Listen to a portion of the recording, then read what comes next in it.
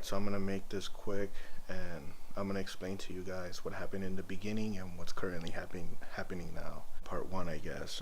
I just said what happened, you know, in the middle, but I never said anything that took me to that position that I ended up, trying to, I think I'm about ready to kind of like just let this all out and see what happens after that. But I think I'm gonna sit outside.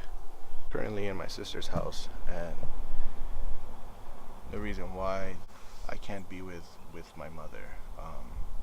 Me and her, our relationship was bad before, but now it's just like really, like, there's bad, worse, and I don't know where the hell it is now, but it's just know it's pretty bad. So what ended up happening that took me to that position, or that place that I was at. In the beginning, like, I was homeless. I was homeless for 2 weeks. I was sleeping in my truck.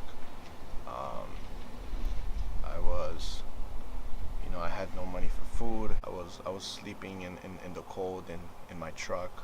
After work, I would just drive around, and then like when I feel like the coast is clear, I would just drive up to the parking lot all the way to the roof and stay there for the night.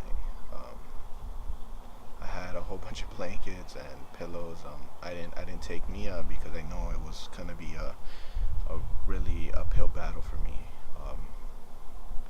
And I was planning on moving out. I was gonna probably try to stick it out for like 2 months and save as much money as I can and find an apartment somewhere so I can have my dog with me. But of course, nothing ever goes as planned in my life. So of course that didn't happen. I ended up, going back home, unfortunately. And when I got back home, like me and my mom, like we just like we do not like have like any type of relationship. Like we don't. I don't care what she does, and she don't care what I do, and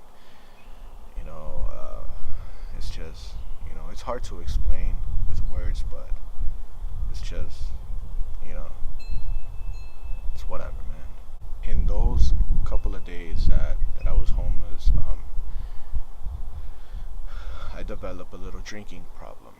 'Cause every time I would get paid, or that week that I ended up getting paid, I just I went to a bar and I drank.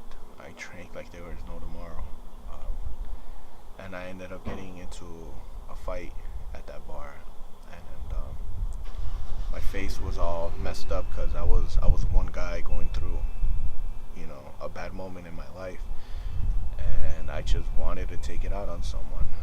And I thank God that nothing bad happened to myself and to that gentleman. And if I knew him personally, I would apologize for what I did. But this didn't just happen once; it happened twice. So that is why like I have a lot of scars in my face. I had a black eye. It went away like not too long ago. But that is why I have like all these scars around my eyes, and my fists are just like fucking scars. I'm not proud of what happened about me, fighting just random people. I'm not proud of it, but it did help me kind of like cope with my emotions, I guess.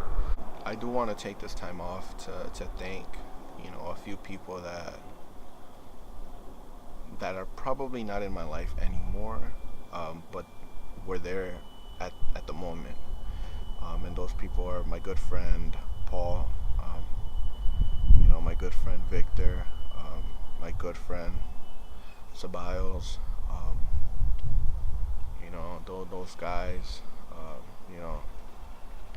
when they found out what had happened to me or what I was going through,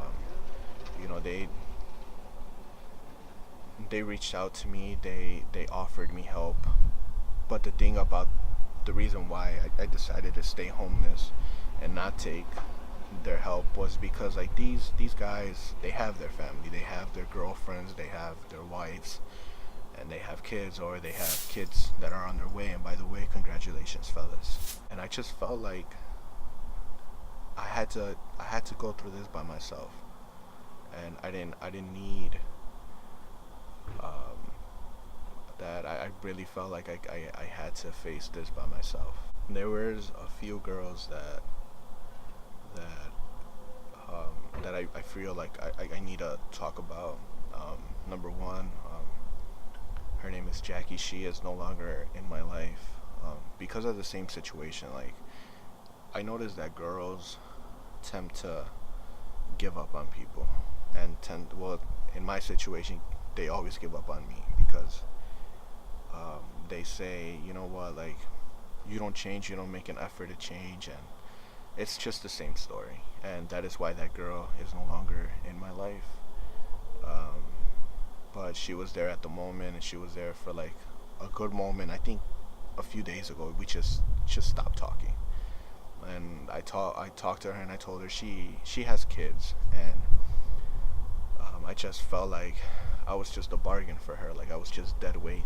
So I talked to her that I no longer could be part of her life because she would stress out because of my conditions and stuff like that. But she also kind of, at the end of our little friendship, she just didn't give a fuck anymore. And I understand, like, I don't hold that against you. I know you have better shit to do. You have your kids to take care of and to worry about, and you don't have space for a fucking guy like me. So it's cool, dude. Like, I wish you the best. When I was hospitalized, I also reached out to my ex, or the girl that I had the long distance relationship with, Jasmine. Um, I reached out to her, and she was there for me. But like I said, girls are just, I don't know, like, they're just like really bad people. Or maybe it's just the people that I decide to have in my life. I don't know, but she was there for me at the moment, and she was sweet. She tried to stay up with me because I did not go to sleep in that hospital because I know how dirty it is and stuff like that. So I did not want to lay down in that fucking bed. She tried to stay up with me, and of course, she couldn't. So I had to let her go. She wanted to stay on the phone, but I felt like, once again, I felt like I was just a bargain. So I had to, let her go. A few days after that, I talked to her again, and she talked shit. She talked shit, and she was, talking about that I was worthless, that she can't believe that, like, after all these years that I still haven't changed. I'm still battling this. Like, this doesn't, um, it doesn't go away. At least this hasn't gone away, and I don't think it's gonna go away until I make the choice to go away, if that makes sense. With that being said, she also is no longer in my life. And it's unfortunate, that the two girls that I cared the most for, and that would always tell me, what, no matter what, like, I'll always be there, are usually the first ones to actually give up and just go away. Like, me personally, like, I don't care how bad your situation is. I will always stand by your corner, because I know how it feels to be abandoned. I know how it feels to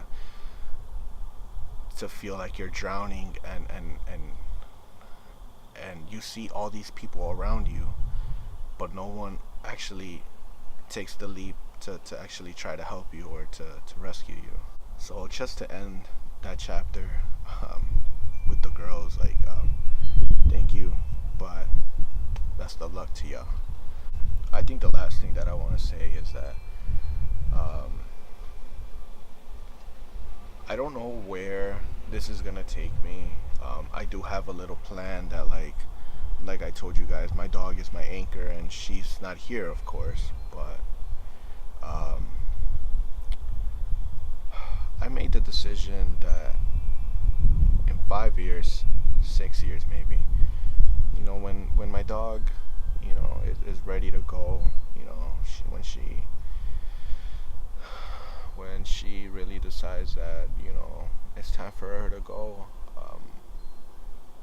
I think it's gonna be time for me to go, because see, my dog, like, she's a pit bull, and she's a really aggressive dog towards sometimes other people, or mostly towards other animals. Um, so if I was to, actually go through with what I was planning on doing, my dog would be put down, because I really don't think that a lot of people can handle her, or her temper, or she's a pit bull, so I don't blame her. She has the same temper as me, which is not a good thing. The reason why, like, I really decided to make my YouTube channel and to make YouTube videos was not for fame, was not for the money or anything like that. This is kind of like my diary. Um, this is my diary. This is my way of making memories, so the people that really loved me, or that loved me, or that actually cared for me, can always go see these videos, and know that I will always be there with them, even though physically I may not be. And I have a niece that's 4 years old now, that I adore, and I would do anything for her. Even though in the beginning, me and her, we didn't have a really good relationship, because I don't know how to express my emotions towards a baby. But over time, she's the one that actually taught me how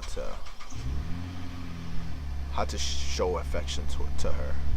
And it's an amazing moment when she sees me, and she yells, "Oh, look, it's Uncle Eddie," and she runs and hugs me. It's amazing. But yeah, so this message is for you, Haley. I love you, Mama. And you will always be in my heart. And I really hope that, like, as you get older, you see the videos that Uncle Eddie made, and I hope you never forget me. I love you, and I would be taking care of you no matter where I'm at. So a lot of kisses, baby. Yeah, guys, like, this is something that, like, I really, it's really hard to overcome. I've tried my best to overcome this, and this isn't something that I've been going through a few months.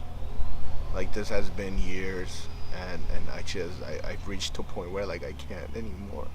And I'm trying to hang in there, and I'm not gonna, I've made myself a promise that, and my demon, that I'm not gonna do it until my dog leaves, until my dog is no longer here. When she decides to go, that it's time for her to go, then that's the time I'm gonna go. So I know it may sound stupid to a lot of people, but like, I'm gonna try to paint it like this. Like, when you don't have anything at all in your life, and you finally have someone, whether if it's a dog, a cat, a person, a child, you never want that thing to leave. And I don't want, I can't, like, I can't imagine how I would have to overcome the death of my dog. Like, just thinking about it just breaks my heart. And if I'm in the condition that I am now, and God forbid something happens to my dog, like, I swear to God, like, I don't know what I would do. From this point on, like, I'm gonna try my best to give her the best life that she can. Right now, like, I'm in a slump. I'm trying to find a job once again. I have so much plans that, like, in order for me to that big step with my dog, I need money. You know, I don't want to be doing the bad things that I used to do. So work is my only option. Thank you guys for always listening and being there for me. Oh, and I have a little thing that I want to share with this particular someone. Give me 1 second. So there's this girl, or there's this person that has, become, I guess, someone special. And when it comes to YouTube, and her username in YouTube is try. I hope that you guys can see, is that Flawless Queen. Um, Yo, I don't know who you are, um, but I do want to thank you for always, watching my videos. And I just want you to know that I appreciate it, and that, I hope you stick with me for this 5-6 year journey. You're special, and thank you. I think that's it. I don't know what's gonna happen.